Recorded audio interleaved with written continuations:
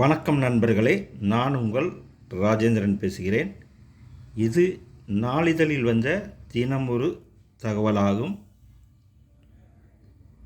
Miyawaki காடுகள் பூமியை குளிர்விக்க மரங்கள் மட்டுமே நிழற்குடை போல் செயல்படுகின்றன.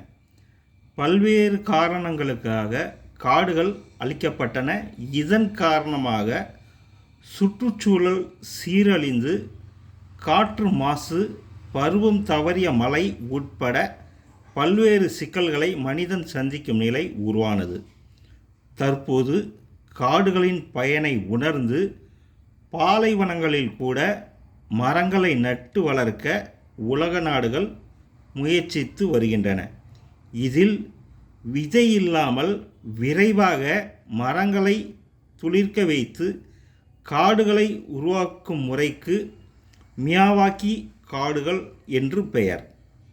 குறிப்பாக பசுமையே காண முடியாத நகர்ப்புற சூழலில் மரங்களை வளர்க்க பயனுள்ளதாக இருக்கும் நுட்பமாக மியாவாக்கி காடு வளர்ப்பு முறை பயன்படுகிறது.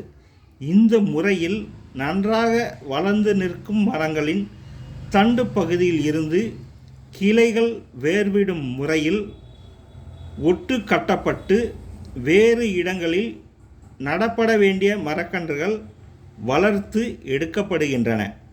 ஒரு கட்டத்தில் இவை தாய் மரங்களை விட்டு பிரிக்கப்பட்டு வேறு இடங்களில் நடப்படுகின்றன. இந்த வகையில் மண்ணில் நடப்படும் மரங்கள் மிக வேகமாக வளர்ந்து காடுகளை உருவாக்குகின்றன.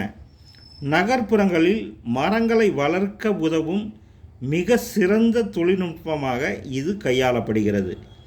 இந்த முறையில் நடப்படும் மர நாற்றுகள் மிக அதிக அடர்த்தியில் நடப்படுகின்றன. இவை சூரிய ஒளியை ஈர்க்க போட்டி போட்டு வளரும் நிலையில் வேகமாக வளர்ந்து அடர்த்தியான காடு போன்ற சூழலை உருவாக்குகின்றன. இந்த நகர சூழ்நிலையில் மியாவாக்கி காடுகள் சிறிய இடங்களில் உருவாக்கப்படும் நிலையில் இந்த இடத்தில் வளரும் மரங்கள் அந்த பகுதியில் இருக்கும் கார்பன் டை ஆக்சைடு என்ற கரியமில வாயுவை குறைக்கும். நல்ல காற்றை மனிதர்களுக்கு தரும். காடுகளில் ஓடித்திரிந்த மனித இனம் மீண்டும் காடுகளை காணும் செயல்முறையாக நகரங்களில் மியாவாக்கி காடு வளர்ப்பு முறை பயன்படுத்தப்படுகிறது. இது இன்றைய நகரங்களில் காணாமல் போன பல்லுயிரியல் சூழலை நகர மக்களுக்கு உருவாக்கி தருகிறது. இது நாளிதழில் வந்த தினம் ஒரு தகவலாகும். வணக்கத்துடன் உங்கள் ராஜேந்திரன்.